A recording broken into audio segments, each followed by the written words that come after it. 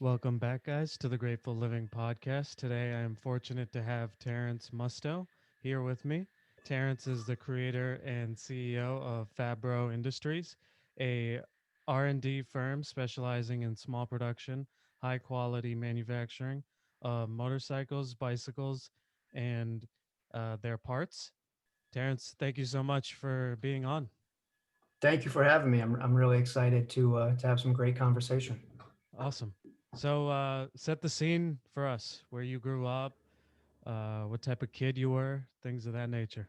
Yeah, for sure. I'm currently 32 years old. I grew up just outside of Albany, New York, upstate New York. Um, I live there still. I moved away for a little while. I came back. I never thought I would come back here. Um, but now that I'm here, I'm happy I'm here. Um, so, I mean, I grew up in a Italian family, Italian American family. Uh, Mom, dad, two older sisters. Um, it was so my older sisters are 5 and 7 years older than me, so there's a pretty significant age gap there.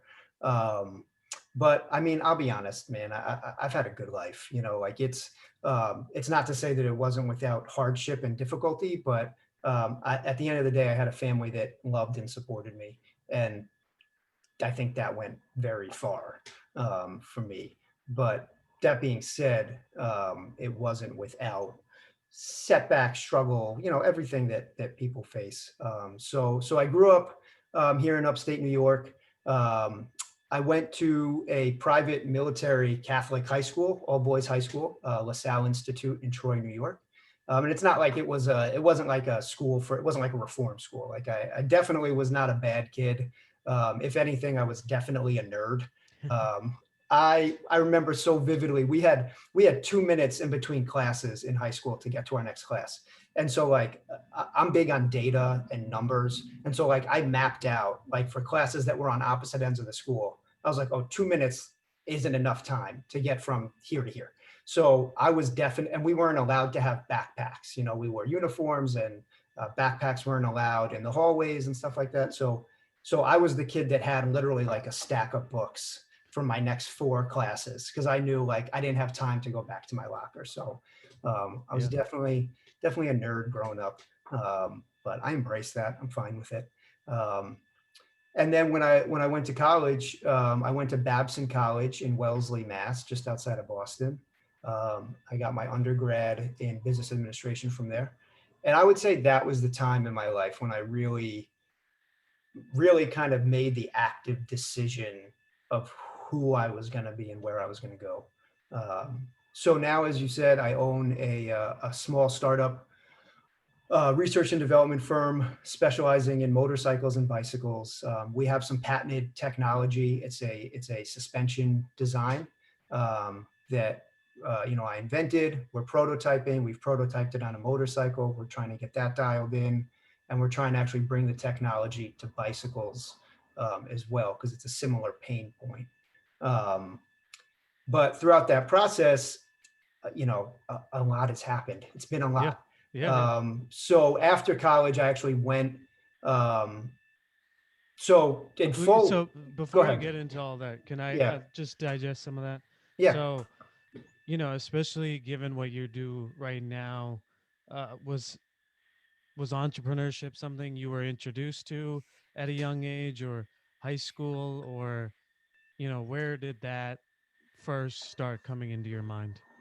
I mean, it's kind of just something that was always in my mind. I mean, even when I was a kid, I mean, like 8, 9, 10, I remember like, I was in art class and you'd make little drawings and they'd make them into magnets and stuff that your parents would be, persuaded into buying that would ultimately wind up in the trash. But like, I would always draw like things of Terrence's surf shop. I don't surf. Like it makes Yeah. no sense. But like I always wanted to own my own business. Like that was always what I wanted to do. And then uh, when I was, Do you I know where think that comes from? That it so. was your parents, or I mean, I think part of it is. I think part of it definitely came from my dad. So both my parents are super hardworking. They both grew up in Brooklyn. They did not come from a lot of means. My father's father was a jazz guitarist in Brooklyn, and he worked during the day as a typesetter in a printing factory. My mom's father was a hairdresser, um, and but they were all very hard workers. My dad moved to upstate New York to go to medical school at Albany Medical Center, and my mom moved up with him. They got married. My mom was a math teacher her most of her career, and then ultimately she became a vice principal and then a head of school for an all-girls Catholic school here in upstate New York. But my whole life, my parents, they both worked, and they worked really hard. And my dad, had his own practice, and then that became part of a bigger group of practices that he was also involved in the running of that business. But I do remember one time, I think my dad picked me up from some kind of basketball practice or something. And we were talking about something. And he said, whatever you do in life, be in a position where you can decide your own future and your own schedule. And like, I remember that so vividly. And I said to him like a few years ago, I was like, do you remember telling me that? And he was like, I have no recollection. Yeah. But it was definitely, heavy in my mind of him saying like, be in a place where, and I remember him talking about like taking time off too, like, and he doesn't take a lot of time off, but I remember him saying like, don't be in a position where you can't take time off like that. And I always take that to mean like when the time comes to for me to have employees, like it's important to balance your life. And so it's easy to get caught up in work. And I always remember him saying that and saying like, if no one should have to ask to take time off, like they're asking your permission to do what they want to do with their time, and so I do remember that, and that was always kind of in my head. And so I kind of knew that that's what I wanted to do, but to be honest, I went to college with the intention of going into finance in some way. um, I wasn't exactly sure which route that would take, but I always like numbers, I always like data. And I said, all right, I'll go for my business degree because that's pretty open-ended enough that if I get the concepts and the theory, I can apply it to whatever comes next. Um, but I thought that I was going for finance. I mean, I thought that anything from for a while, I thought maybe I'd go into investment banking. And then I thought maybe I'd get my CFA and I'd go that route. Um, until maybe like junior year of college when all that kind of really just got flipped on its head. And I just said, you know what, that's not who I want to be. That and not to say anything disparaging about that. It's a great career, it's a great life, and it's very interesting. But I just kind of had this like burning desire in me to build with my hands. Um, and so I just kind of followed that urge. When I had gone to college, somebody, no one in my family worked with their hands really. Like my dad's a doctor, so he works with his hands in that regards. But he was never like, he never had projects going on in the garage and stuff like other than little things, But he never worked on cars, and that was always what I was interested in. Like I always wanted to work on cars. I always wanted to work on motorcycles. My dad and mom were both adamantly against um, riding motorcycles, dirt bikes, anything like that. So, but I always had this desire in me to do it. And then like when I was in college, someone called me from home and they're like, hey, I know a guy selling a motorcycle for $50. And I was like, I'll take it, Yeah. And meanwhile, I had like no tools, like I had nothing. And I went with him. I bought the thing. We slid it into the back of somebody else's truck. And I was like, I got to get this into my parents' garage before they get home. Because like, I think once I get it in the garage, they'll let me mess with it. So I did not make it. As I was getting it off the truck, they arrived home and were not psyched about what was taking place. But I mean, the thing was junked. So I remember my dad saying like, this will never run. And he wasn't saying it to be a jerk, but he was just saying like, my mom was freaking out, and my dad was just saying like, don't worry about this. Like, let him do what he's doing. This thing is never going to run. And the guy gave me the service manual with it, and I just sat down. I read the service manual from cover to cover, and then like 3 days later, I started the thing, and like that feeling was something I had never experienced before in my life. You know, that feeling of, like, I remember it so vividly, of after you know, a couple days of turning it over, nothing, nothing, nothing. And then like I did all this stuff. I rebuilt the carburetors. I did all this stuff. I hit the button, the thing fires up. And it was like this just insane feeling of, I took this thing that was junk and I made it alive again, you know? And then like that moment, I was hooked, just completely. Um, Yeah. and so that was kind of the start of it, you know? Yeah. If I can. So, Yeah. you know, you talked a little bit about it, but, originally you were going to Babson for finance and, we talked offline before this, but you had gotten some internships as well. And then, something happened in your life and that changed. Do you want to talk about that? Yeah, yeah, for sure.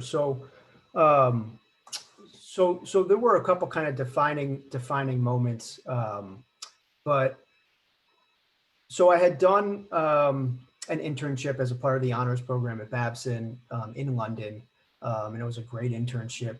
It went really well. They invited me back to be part of their financial management leadership development program, and it was kind of to the point in college where you got to kind of start making some decisions about what to do. You know, what are you doing? When I don't know if it's like this now, but at least when I was at Babson, it was like freshman year summer, you try to get an internship. If you do, great. Sophomore, you pretty much got to have an internship.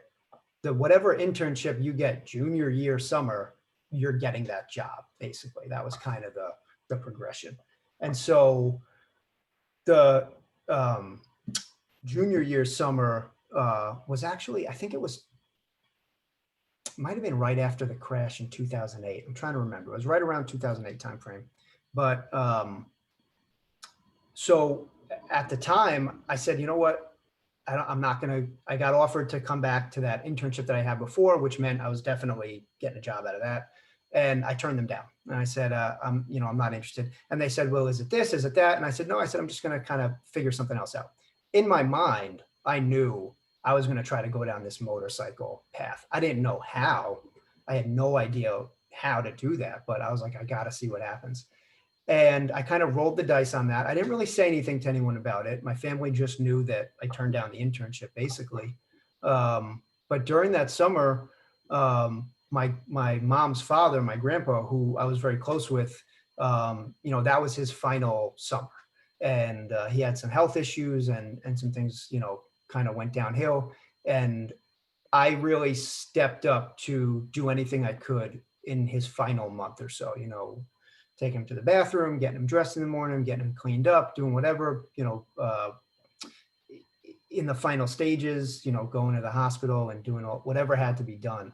And looking back on it, it was a time that I deeply cherish. But to me, that is a time that I absolutely would not have had if I said yes to the internship, if I went to where I was going to go, if I didn't kind of look at this path of motorcycles. And the two might just be coincidental. But in that moment, like it really spoke to me in the sense of like, this is where I was supposed to be. Like I was supposed to be here in this moment. And so then after that, I thought about it and thought about what I wanted to do. And my parents were kind of asking me, not hounding me, but like asking me, what is your plan? Like you need a plan. Like, so I told them, well, I'm going to graduate in 3.5 years. I'm going to leave college. I had enough credits and I was like, I'm just ready to move on to the next thing. And they're like, okay, great. So you're going to graduate in 3.5 years. Then what? Like, what is your next move? And I was like, I'm going to have to tell them what I'm doing. And I went to Babson on a presidential scholarship, which means half my tuition was covered. The other half was covered by my folks. So, I mean, I was terrified. Like, I can't equate it to much because I don't know what else it equates to. But I didn't know how they're going to react. I mean, these are two people that have shown me nothing but love and support my whole life. But at the same time, there have been tough moments, and they were tough parents. And I always joke with people that there is nothing anybody's going to say to me in the world that my family has not said to me. You know what I mean? Like Yeah. they, in and with love, but they've cut me down more than anybody. So like I can go out in the world and get the worst criticism in the world, and I'm just like, all right, whatever, because I've heard it, I've been through it, it's fine. So I didn't know if they were going to say, because I basically said, you know what, I'm going to tell them I'm graduating early and I'm going to pursue my passion for being a custom motorcycle builder. And to this point, I had worked on one motorcycle that was still pretty much junk, but at least it was junk that ran now.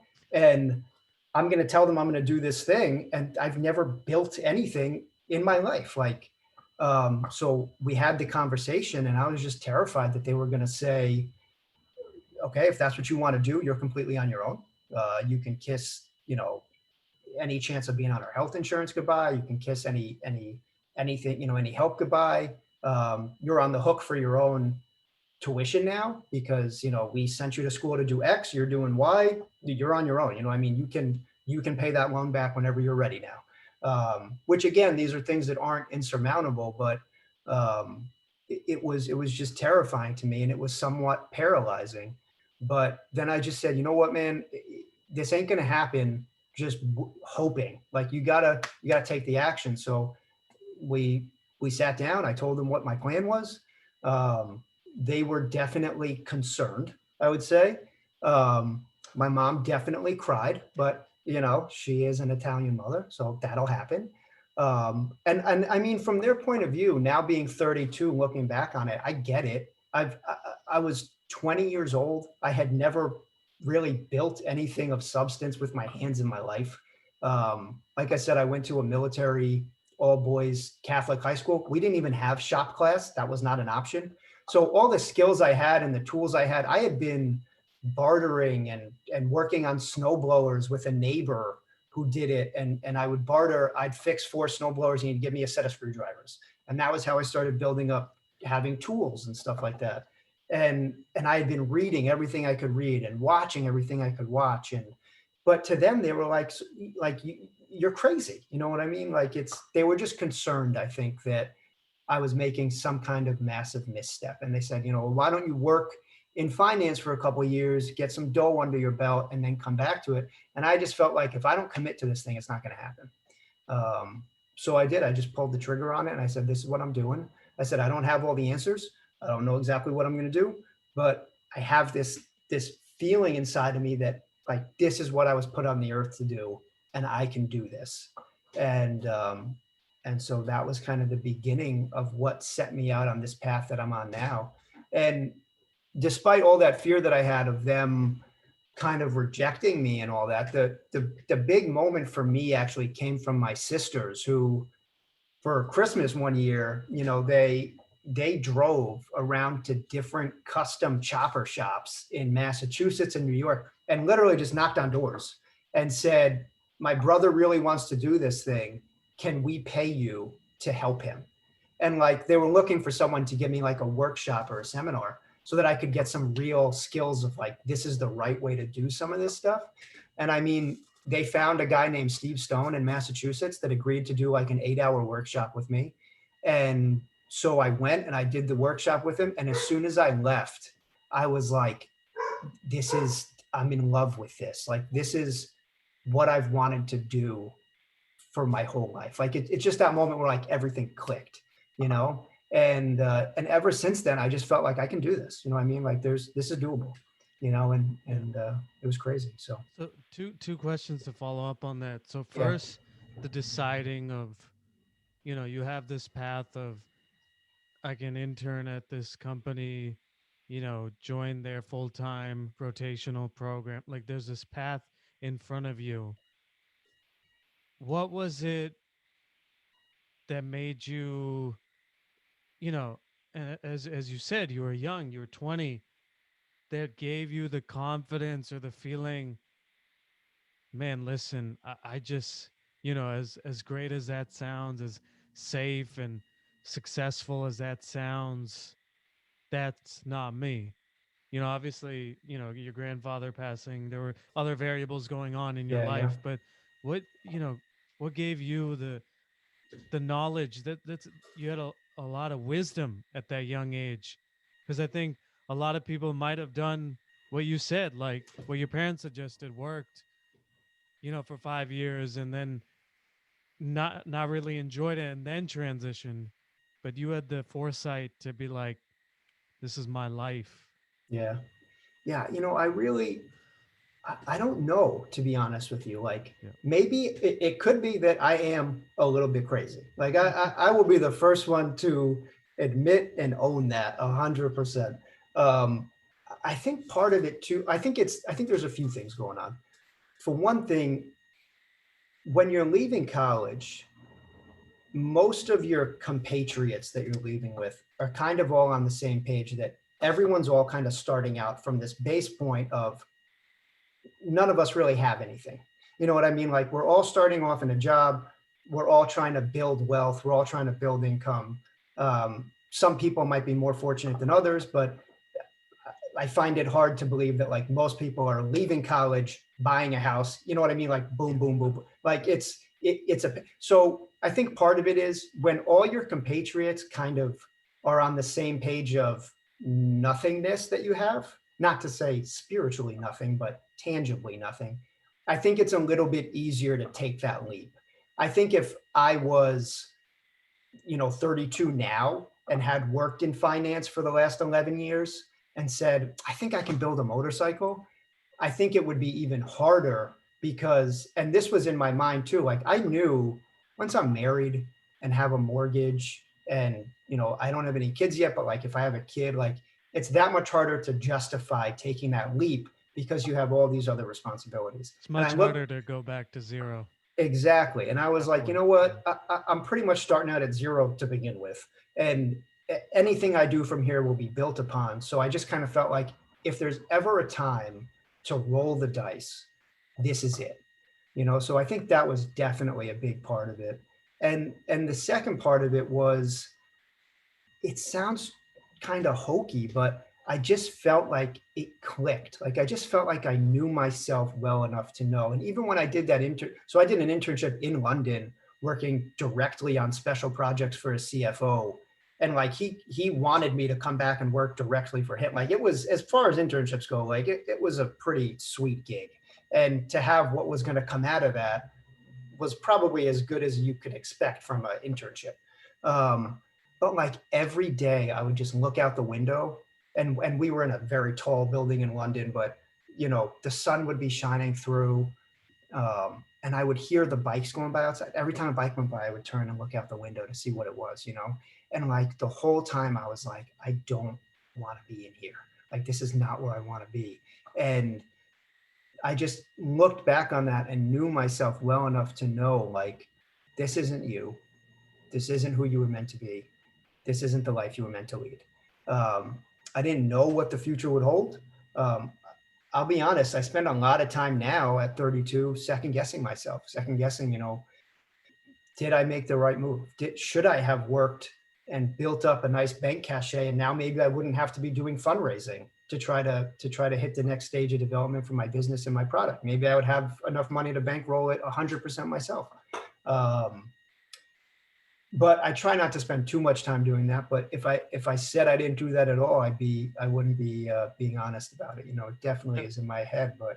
But I think part of it too is anyone that rides a motorcycle, especially people that ride like choppers and stripped down motorcycles, there's a few things you accept.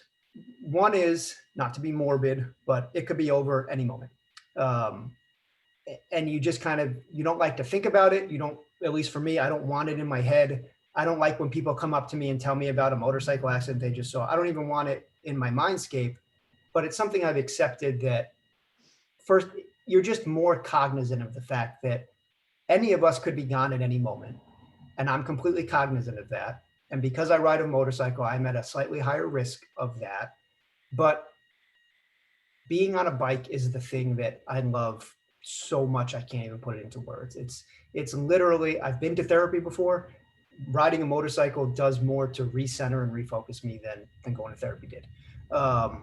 But the other part you kind of realize is when you're a biker or when you ride or whatever term or label you want to use, you kind of accept this thought of, not to use foul language, but fuck them.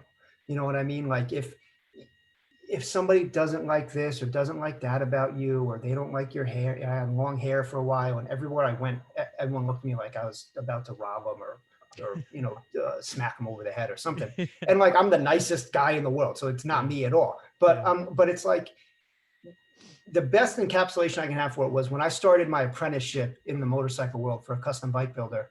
We had he built really high end custom bikes, and so we would do events, and we would bring bikes to like country clubs and all these kind of really nice events. And we were going to an event, and I was like, "Hey, what should I wear? I have like a suit, I have this." And he turned to me and he goes, "You're a biker, right?" And I go, "Yeah." And he goes, "Wear whatever the fuck you want." And I was like it's the most perfect encapsulation of, not in a rude way, like don't be rude to people, but if somebody has something to say about the path you've chosen, it's your path. You know what I mean? Like, so when I was leaving college, I think I just really tried to embrace that attitude of, Just be I, you. just be me. I need Yeah. to be okay with who I am. It doesn't matter if they're not okay with who I am. I need to be good with who I am. And who I am is not someone that can sit in an office for 8 to 12 hours a day. It just, unfortunately isn't. So I think there were a few factors kind of coming together there. Yeah. Yeah. The second point, and I know you talked about this a little bit, but if you could elaborate more on that meeting with your parents, right? Yeah. Because, from the parental standpoint, they often view, kids as a reflection of them, as, because, in some sense they are your products or whatever. And then from the kid point of view, like, it's so hard to want to do what you're doing, right?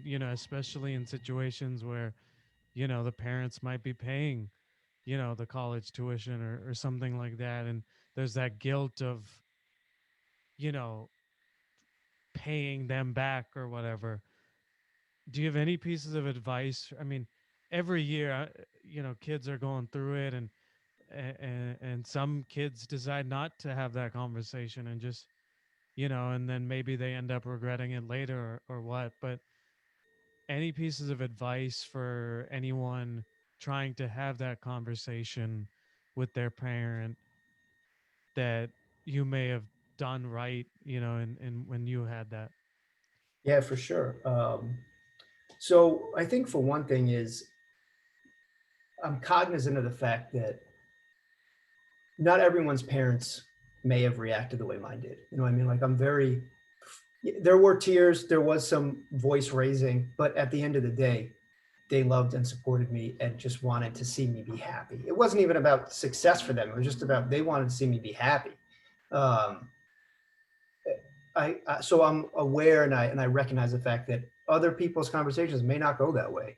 Other people's conversations, they may say, "I paid for your education. You are taking this job offer, and you are going to start making money." Other people's conversations may have said, "That's fine. Do whatever you want. You're cut off." So I'm very fortunate in how mine went. Um, but at the same time, I say to people, and this is not at all to equate the two, but I cannot imagine how hard it is for somebody to come out to anybody close to them. Um, I will never know what that's like. But that conversation that I had with my parents is the closest I'll ever come to getting a very small sampling of what that anxiety feels like, to feel like I And have no idea what's about to take place, and and revealing your true self to them. exactly. And revealing who, and to say to someone like, I know that this is who you think I've been, but this is who I think I am. And I need you to be on board with who I think I am. And especially like when you are 20, like you're still developing, you know what I mean? Like I'm 32, I'm still developing. Um, but I will say this, there's one, I did a Instagram takeover of the Babson alumni account a couple weeks ago. and people could ask questions on the stories and stuff like that. And somebody asked kind of a similar question of what you're asking, so that's why I'll bring this up. But someone said, what's a piece of advice that you have for a prospective student or a current student? And it's kind of similar to what we're talking about too. Like, kind of, what's a piece of advice that someone that is trying to figure out how to be true to their parent, true to themselves, bring this up with people they love. um, and the answer I gave on that was something that I did when I was in college. Was I actually sat down and I wrote a creed. And a creed is a statement of what you believe in. It's typically used in religion. So I was raised Roman Catholic, so I was familiar with like the Apostles' Creed and some of that stuff. But as I kind of developed my identity and I had this urge to create and to be this motorcycle builder and to be a fabricator, um, and to be a business owner, I just felt like there was no creed that really spoke to who I was or what I believed in. And so I actually sat down and wrote a creed. And each line starts with "I believe," and then it says something I believe in. I think there's maybe 18 or 20 lines in it. Um, and I kind of revamped some of it over the years, but um, that exercise of actually putting pen to paper, or typing or doing whatever, and getting out in front of you so you can look at what you believe in, to me was so formative, because I printed that out and I put it up on my dorm room wall for the next 2 years. Every wall I had, it was right in front of me. So I had to look at it every day. And the advice I gave on the Instagram takeover was go through that exercise, write down those things, and let that be kind of your North Star of, you're going to hit obstacles, going to hit road bumps, you're going to have setbacks, you're going to get punched in the stomach, maybe sometimes literally, but definitely metaphorically. Um, you are going to lose people in your life. People are going to pass. People are going to stab you in the back. People that you thought would be in your life forever will not be. And what was most important to me was that North Star, that creed of what I believed in, rang true. And and kind of ironically, I wrote it. I had it on my wall. I left college. I don't know what happened to the physical version of it, but after I did the Instagram thing a couple weeks ago, I said, "Man, I wonder where that is." And so I went into my hard drive and I searched for it and I found it. And I wrote it in 2008. Um, and I started reading it, and it hit, like, even thinking about it now makes me mildly emotional, but it hit me like a ton of bricks of, like, just looking back on every line. And do I think over the past 12 years that I've stayed true to this person of who I thought I was then? And I think I have, but I've had moments for sure, of questionable moments, but just that kind of North Star feeling of, because like I said, I do reflect a lot on, have I made the right decision? I am, it is a constant financial struggle. It's owning a business for anybody at any stage is a personal struggle. It's a financial struggle. Anybody following a creative vision. Um, we kind of talked before about when everybody's starting out of college, everybody has nothing. So the sacrifice is romantic. It's kind of fun. It's a romantic struggle. When you're in your 30s and all those people that started out with nothing around you have now built, and you're still struggling, what I mean? And you're still struggling to get stuff, and you've had successes along the way, but the romance kind of leaves, and you're just kind of sitting there and you're like, how long can I endure this for? How long can this go on for? And it takes a toll on you mentally, physically, spiritually, emotionally. Um, but I look back on that creed and I was like, as soon as I read it, I was like, the person that I am today is 100% in line with that creed. And every belief that I had and everything that I stood for, is in line today. So I think for anybody out there that's struggling with anything, that they feel like maybe they have a true side to their self or their life, or a passion, or their sexual orientation, or whatever struggle you're having, where you feel like you need to figure out how to be true to yourself, I would really encourage anybody to go through that exercise, put pen to paper, verbalize and externalize that feeling of who you think you are or who you want to be, and what you believe in, and then print it out, put it somewhere where you have to look at it every day. And when you think about, should I have this conversation with my parents? Look at that creed and see what you think that creed dictates you should do. And and just try to be true to that. And then, you know, the downside, the kind of negative side, not to be negative, but um, is try to be rational, which is not a strong point of mine. I got that Italian blood running through me. Um, so, my parents pushed back and I, pushed back real hard, maybe too much. Um, but so try to be rational, try to understand where they're coming from, but also kind of have your best alternative to a negotiated agreement figured out. So I went through in my head all the possible outcomes of what could happen.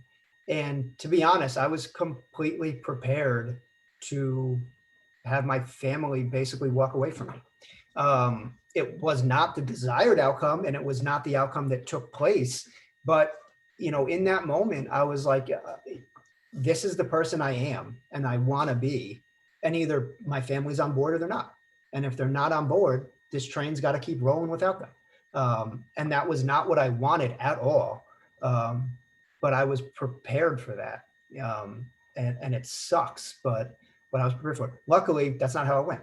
And luckily, my sister Alexis is a co-owner of my business with me. She has her MBA. She's a marketing guru. She brings a whole other opinion and viewpoint to the table.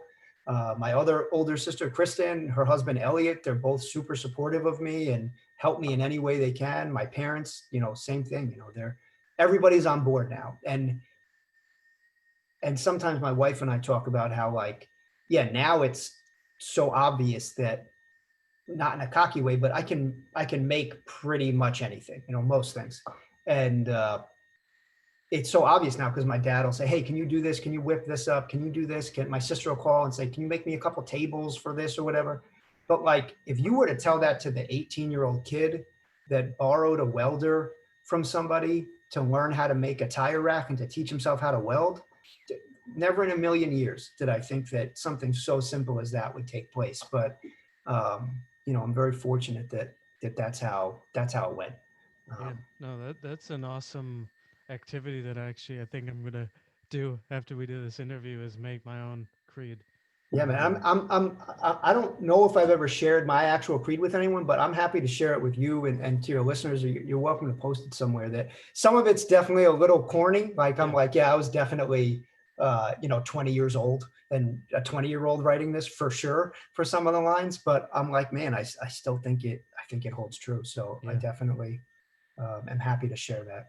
yeah, yeah. No, it's just so important to remember to stick to who you are and your values as much as you can. And so I think that's something that's an awesome piece of advice.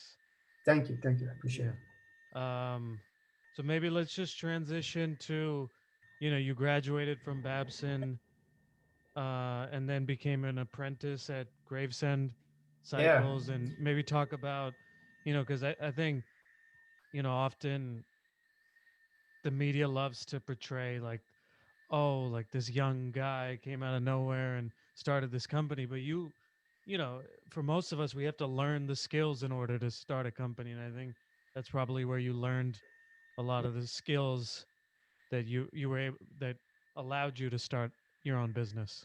yeah, for sure. So when I graduated, I don't talk about this frequently. I've started to talk about it a little more recently, but because I was ashamed of it, to be honest. But I actually started a company right out of college. Okay. So I graduated from Babson 3.5 years. I had built one custom chopper in my parents' garage on nights and weekends. Like, whenever, so Babson famously doesn't have classes on Fridays, or they didn't then. I think they do now. Yeah. But so whenever I had like a 4-day weekend, I would leave and come home and work on my bike in their garage all weekend. I worked like 3 on-campus jobs. Not all of them were paid, but so like and my parents, were covering my tuition. So basically, any money I made was my spending money. So basically, any dollar I made that didn't go towards food went to bike parts and stuff like that.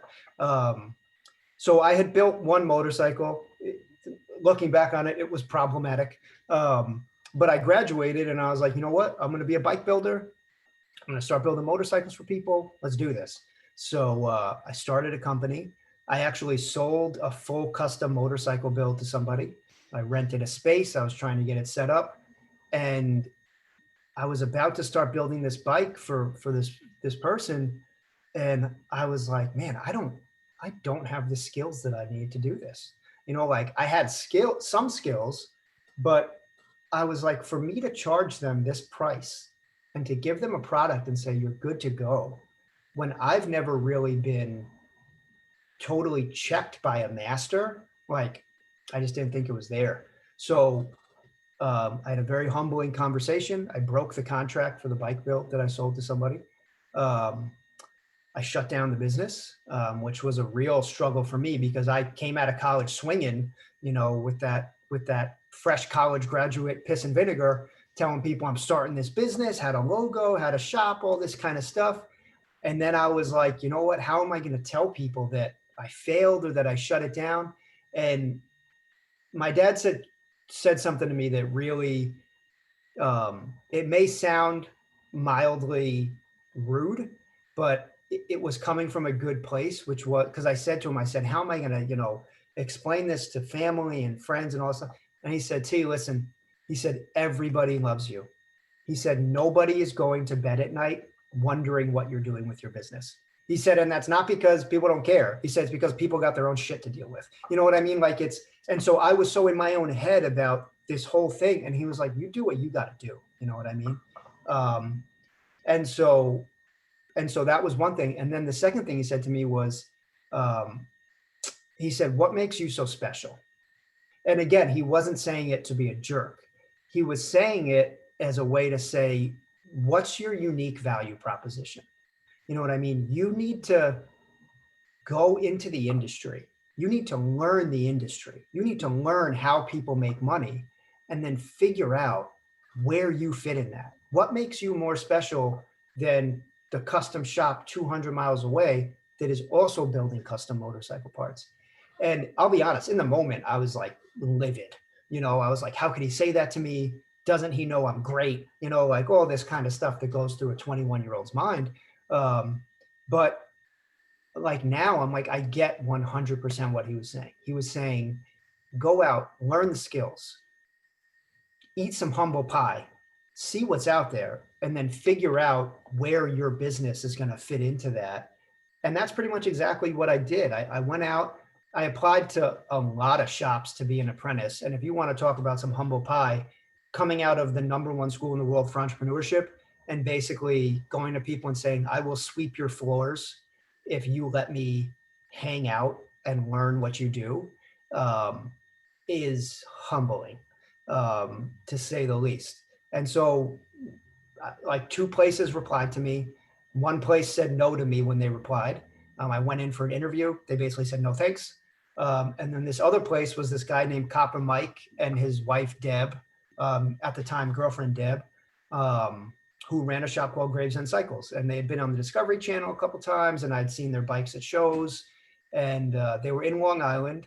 So I was actually on the phone with my uncle, and he said, "Hey man," he said, "look for a shop down here." He said, "Come stay with me in Brooklyn." He said, "You'll live with me, and do whatever you got to do and get the skills you need." And once again, that was my family stepping up to be supportive. Um, and so that's what I did. So I went down, I met with this guy, Copper Mike, and I mean, like we hit it off right away. And it just really worked out. So I went down there on like a Wednesday, and then I moved down there on a Friday and started working with him.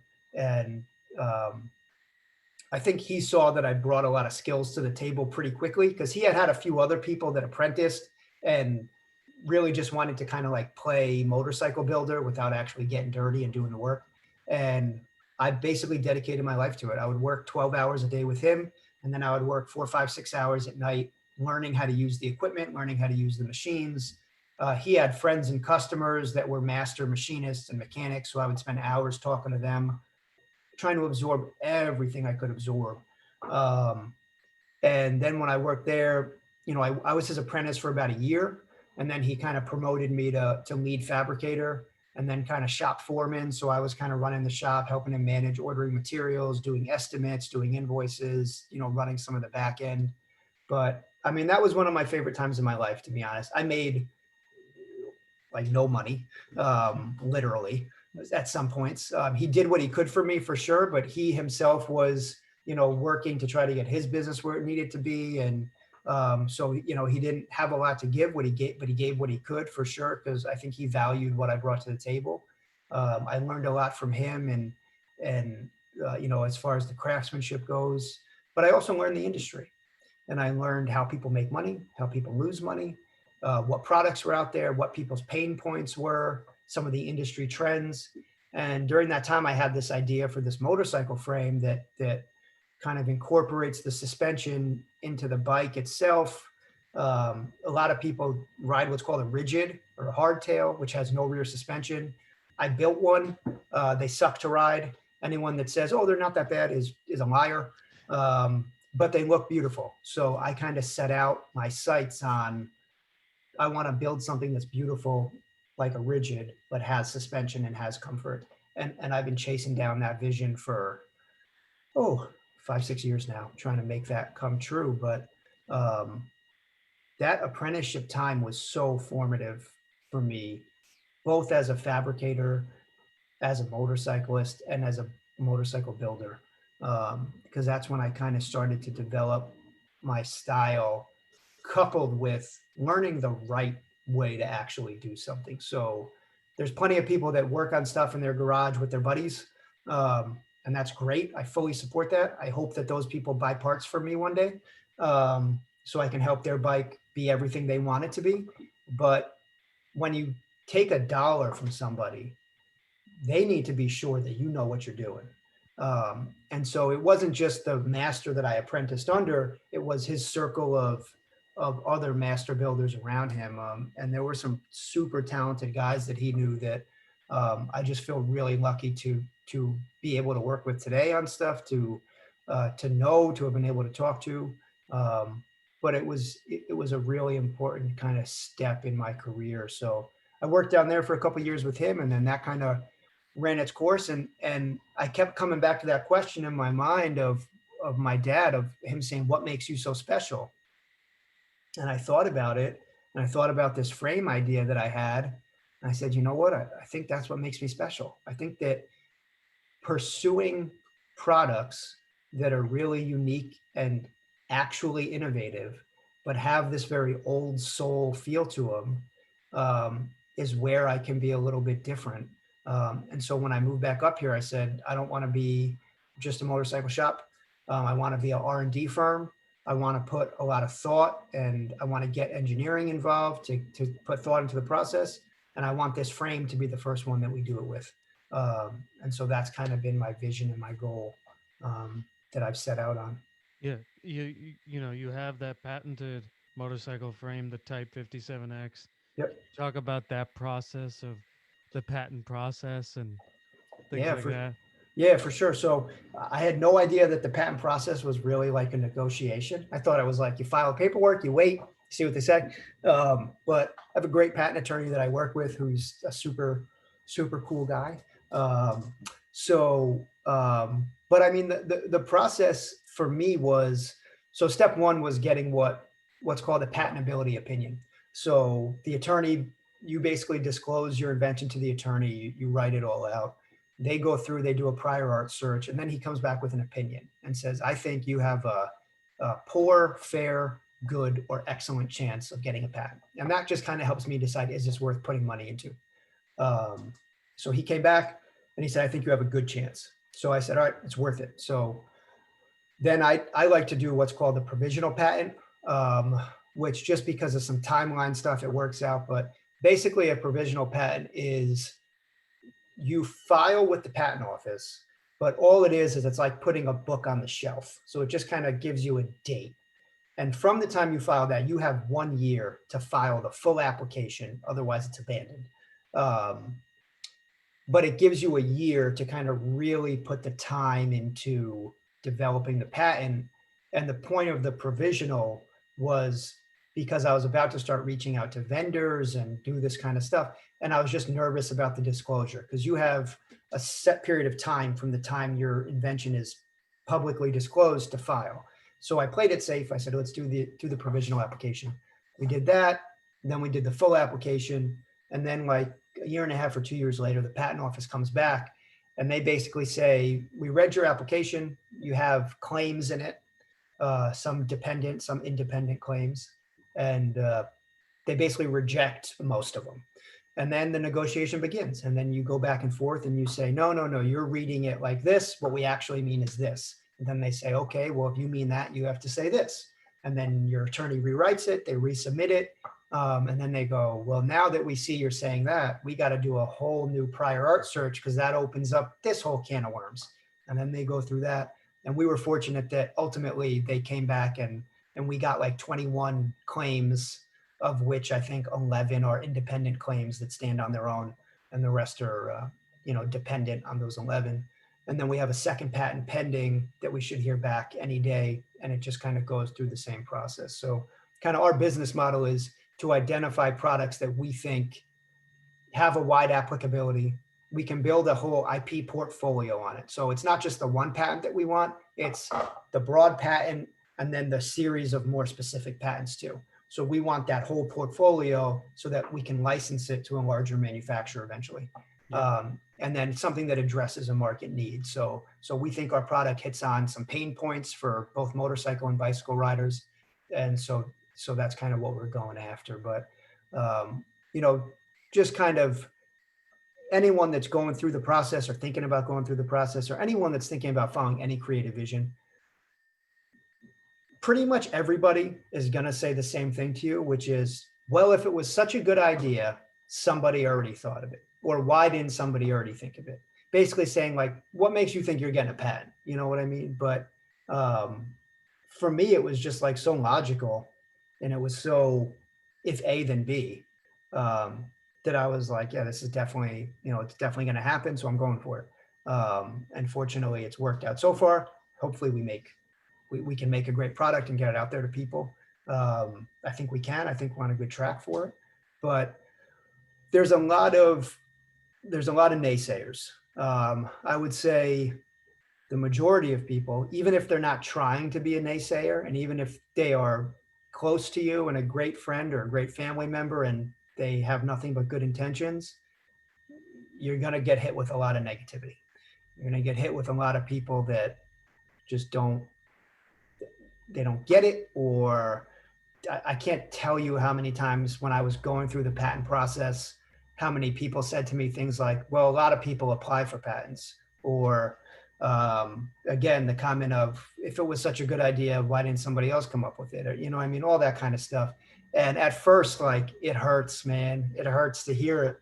But after like the 10th, 11th, 12th time, you're just like, yeah, all right. Yeah, I heard it. Yeah, let's move on.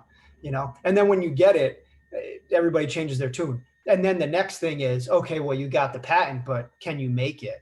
And then you make it and you're like, well, you can make it, but do people, it's like, so there's always some amount of negativity. Yeah. And I always go back to the same thing, which is, ain't nothing anybody's going to say to me that my sisters haven't already said. So fire away. Yeah. As we, I guess, you've been a business owner for a while now. For someone thinking about entrepreneurship, what do you think, at least for you, is the hardest part, and then what's the most rewarding part? So that's a great question. Um, the hardest part, oh man, pick one. Um, it's, let me begin by saying this. You can take I didn't take entrepreneurship in college. I don't know if I took one entrepreneurship class. I was a finance concentration. Um, as far as I'm concerned, it's important to learn the theory and to learn best practices. Um, but I'm a true believer that when it comes to entrepreneurship, you either got it or you don't. And part of that, you either got it or you don't, is two things for me. Um, let me qualify this statement to say that I don't consider myself successful yet. But so I don't want you, I don't want to come across as like I got all the answers. I don't. I'll be the first to admit that. But I can tell you what stands out to me just from what I've seen, and that is two things that you absolutely have to have to not only be an entrepreneur, but I think to follow any sort of creative vision is you have to have passion. You have to have the most passion. You have to have more passion than any passionate person you've ever met. You got to out passion everybody, you know? And the second thing is you got to be committed to both your vision and to the sacrifice. Um, Part of that is, the song lyric of knowing when to hold them and knowing when to fold them. Sometimes things don't work out. Sometimes you got to walk away from things. Sometimes you think things will work out and they don't, and you got to say, all right, that didn't work. Let's pivot. Let's move on, or let's shut this down and let's do something else. Um, doesn't make it any easier, but you got to know how to do that. Um, but the commitment to the sacrifice is it, that plays into what I think the hardest thing is, which is just the emotional and physical and spiritual toll.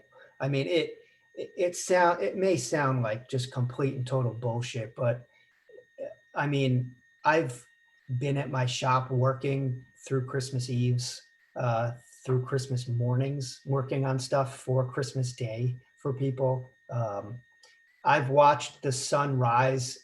I've watched the sun set and rise and set and rise consecutively through my shop window at the Okay. same machine, turning the same handles. Yeah.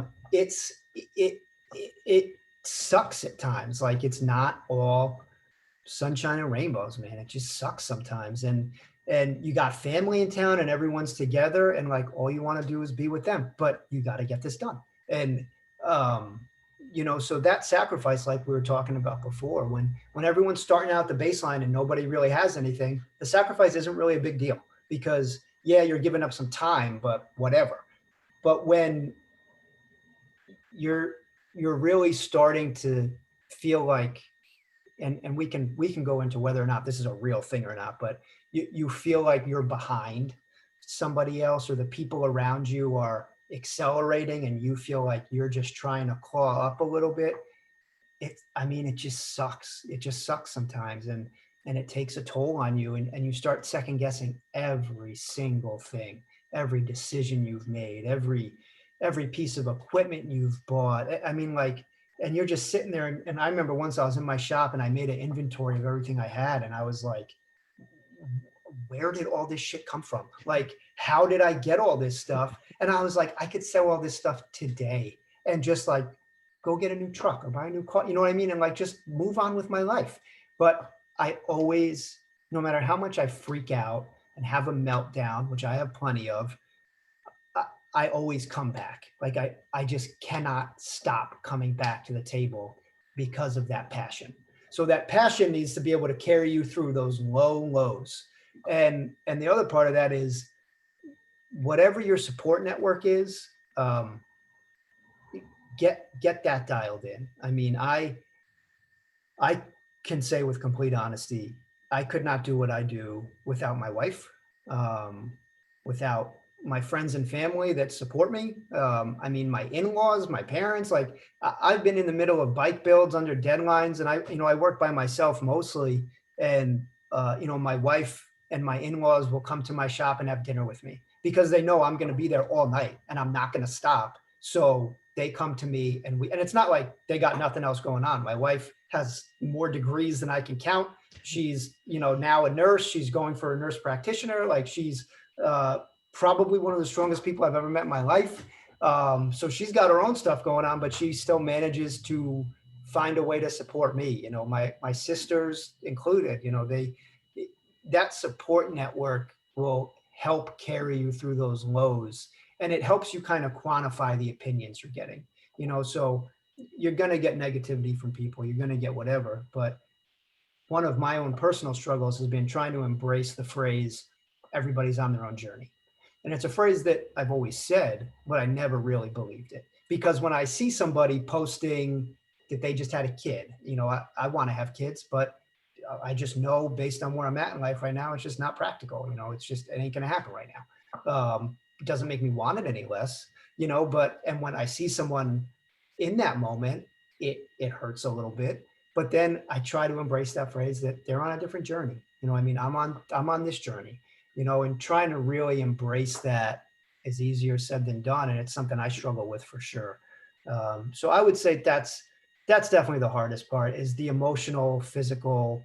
I mean, especially if you work by yourself and you've been up for 36 hours and now the migraine's starting to set in, but you're under a deadline and if you don't knock out these next three parts to finish this bike build, it ain't going to happen. And you just got to keep slamming Excedrin migraine and drinking as much water as you can, and you take a 15-minute nap, and like it probably takes years off your life in the end.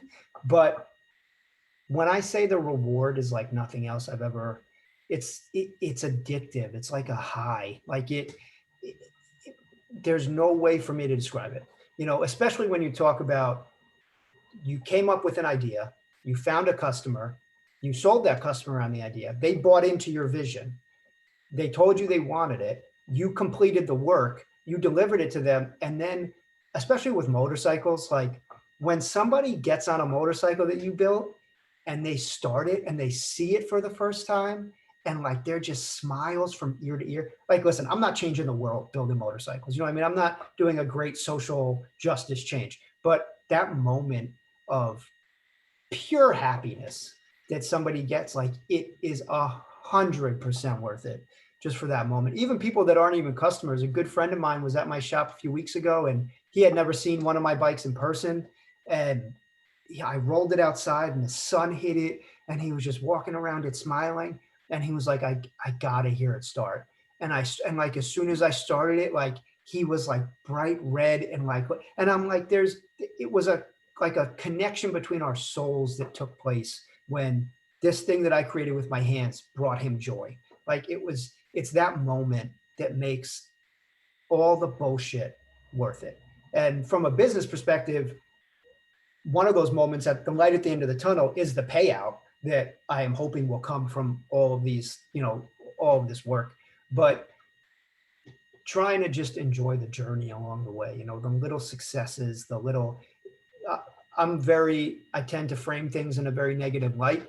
I tend to frame things as I spend all this money on the shop and the patents and this and that, and I've made no money from this product so far because the product isn't even done yet. And why am I, I spiral.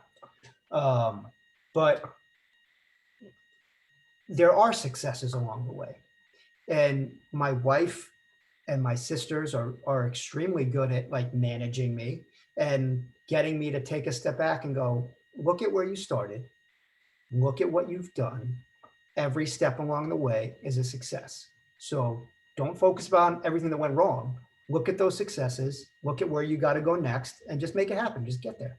So I would say definitely, the hardest part is without a doubt for me, just the financial toll, the emotional toll, and the just the struggle of it all. It stops being romantic after about year one, and then it just kind of it's just a struggle. But the payoff is unlike anything else in the world, and it's something that if you don't have that thing in you that wants that, your life will not be any less, because of it. You won't be lacking anything in life because of it.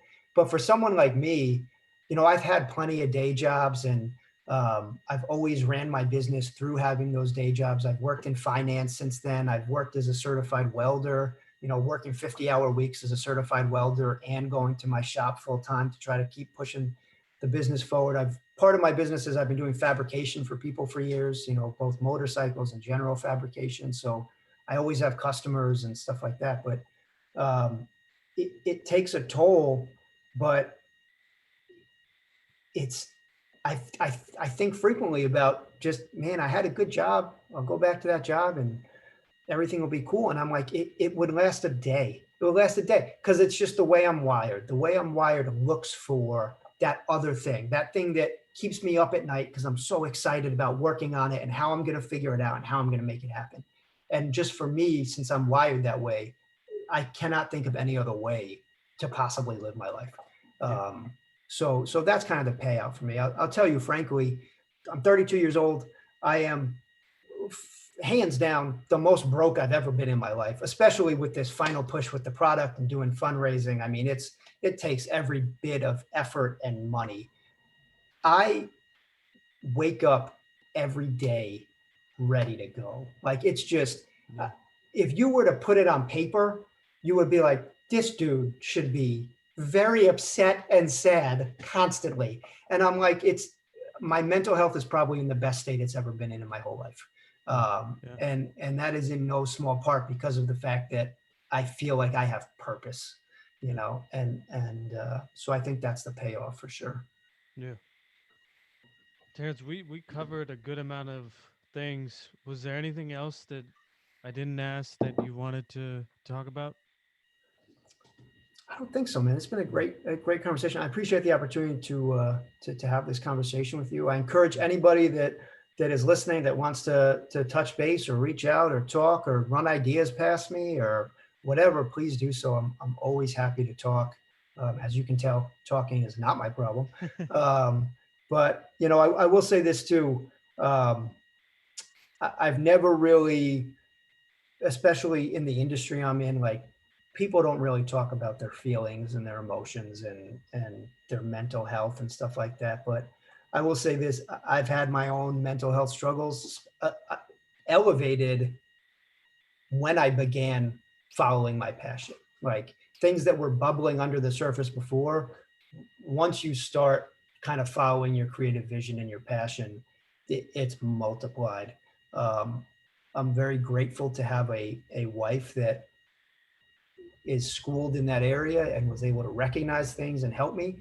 But without getting into too much detail or taking the conversation on a sidetrack or anything, I will say this that anybody out there that is listening or is following a vision or is having mental health struggles in any way, um, it happens. Like it just, I don't know what else to say other than it happens. And it doesn't only happen to you. Like you know, it happens to me. I've dealt with depression probably my whole life, in a way that is just it's just chemically there. You know, it's more than just a negative mindset. It's everything's going good, and you wake up in the morning and you're like, you just you just can't, like you just don't want to.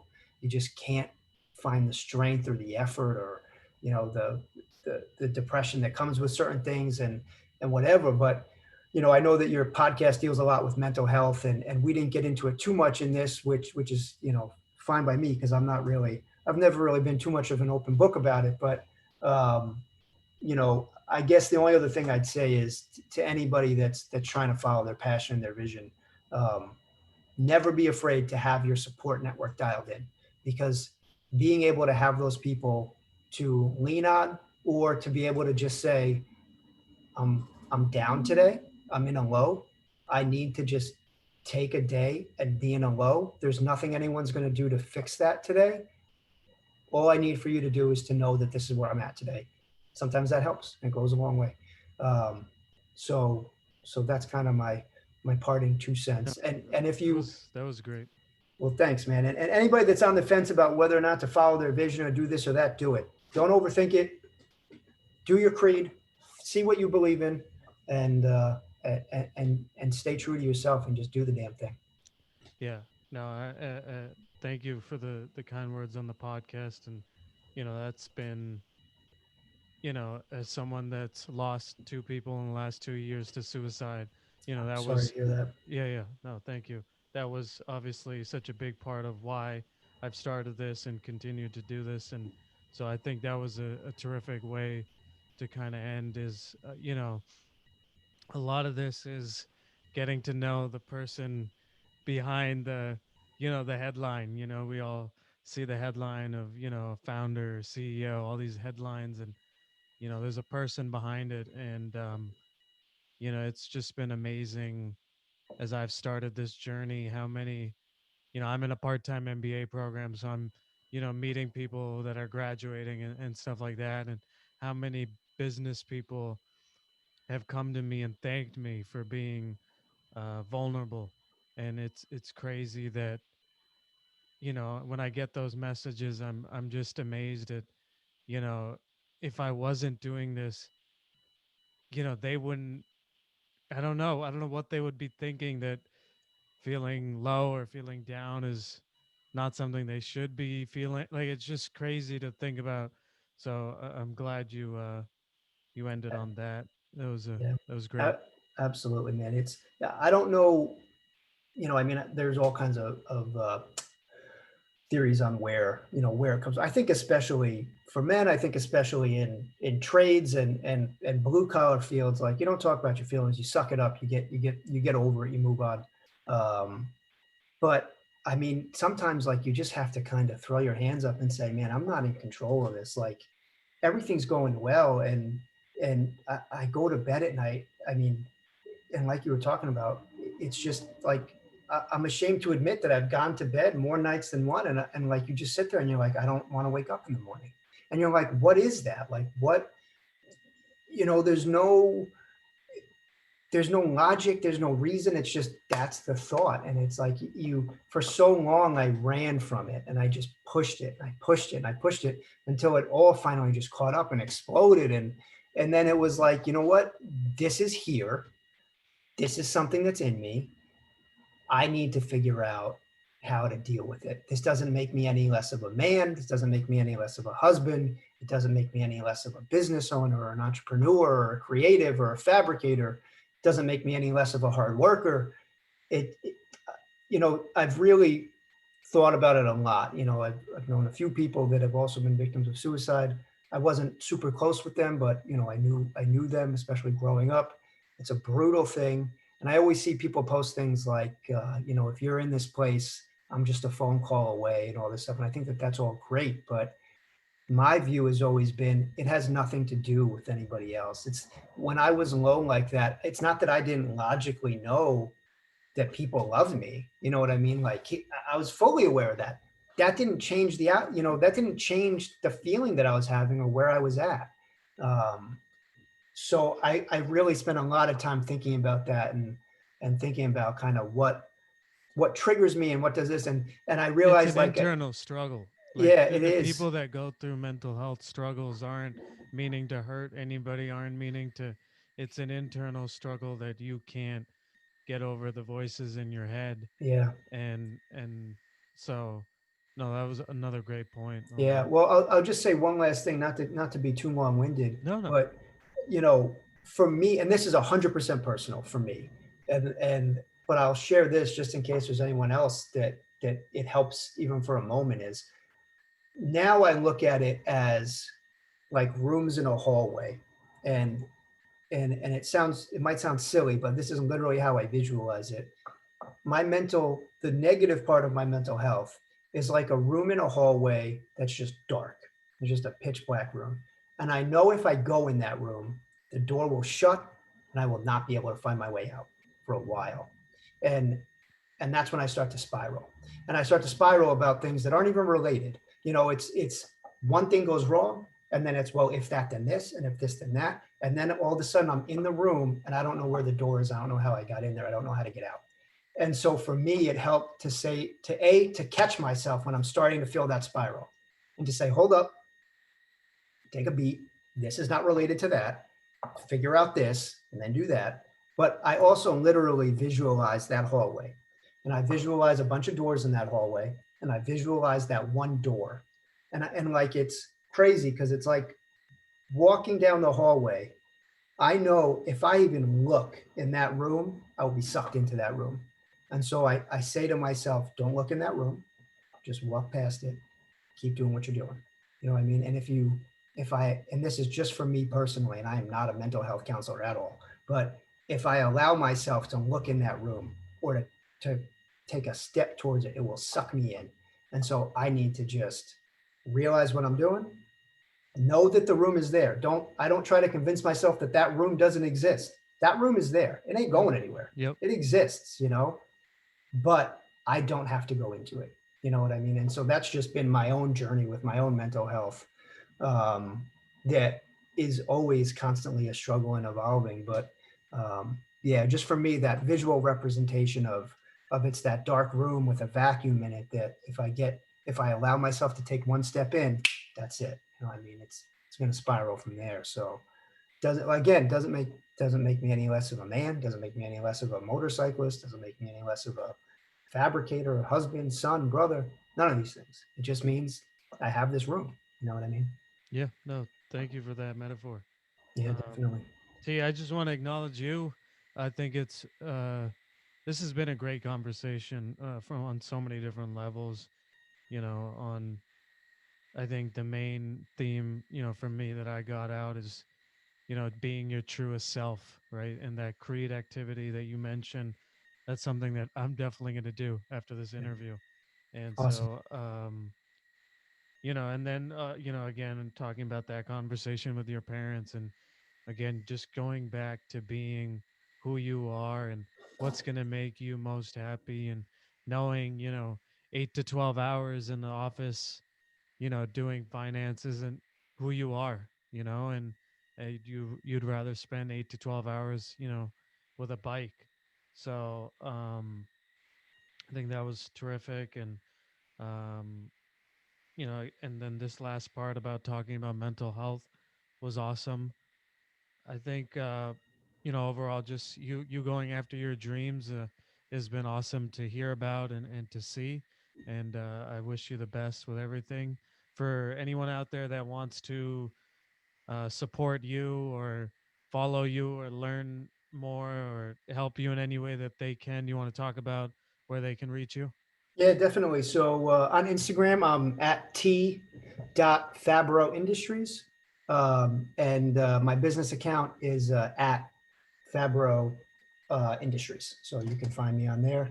And website, fabbroindustries.com, and that should get you all the links you need to. And feel free to email, reach out, message me, whatever you need. I'm, Yeah, I'm here to be a resource. sounds good. Thank All you right. so much for being on, Terrence. Thank you so much. I really appreciate it. Appreciate it. Have a good weekend. You too.